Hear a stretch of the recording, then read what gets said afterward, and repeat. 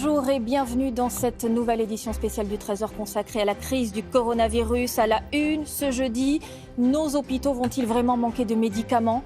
Certains n'ont plus que quelques jours d'avance pour des produits indispensables en réanimation. Le service pharmacie d'une clinique a accepté de nous montrer comment il gère ses stocks et cette situation inédite. Et les soignants, justement, on en vient à cette difficulté supplémentaire qui s'ajoute pour eux dans cette crise. Voilà que des hôpitaux n'ont plus devant eux que quelques jours de réserve pour des produits indispensables dans les services de réanimation. Les sédatifs, par exemple, qui permettent d'endormir les patients. Aujourd'hui, plus que jamais, chaque dose compte.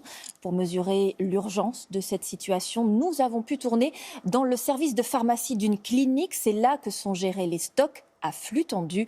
Reportage d'Angélique Etienne et Régis Massini. C'est le nerf de la guerre. L'approvisionnement en médicaments est consommable. Dans la pharmacie de la clinique Réna de Strasbourg, depuis quelques semaines, il faut pousser les murs pour faire de la place à des palettes dédiées au Covid-19. Est-ce qu'on a réceptionné toutes les commandes qui étaient en attente? On a réceptionné toutes les commandes de Fresenius actuellement, le paracétamol, les poches 3 litres. Anne Fegerfalk est à la tête de la pharmacie de la clinique.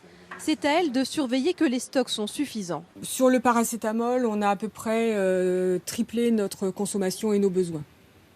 Donc de ce fait-là, on gère le paracétamol par palette.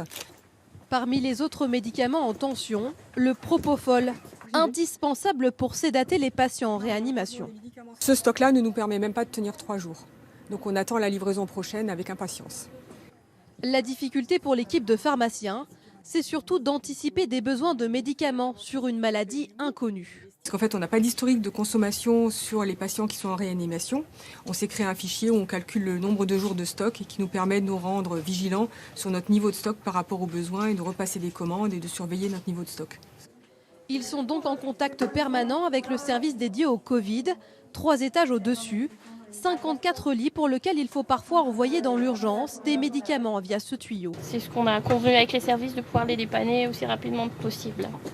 Mais pour les grosses quantités, Valérie Bloch, préparatrice, doit s'y rendre physiquement avec le plus de précautions possible, du matériel vital pour les soignants du service.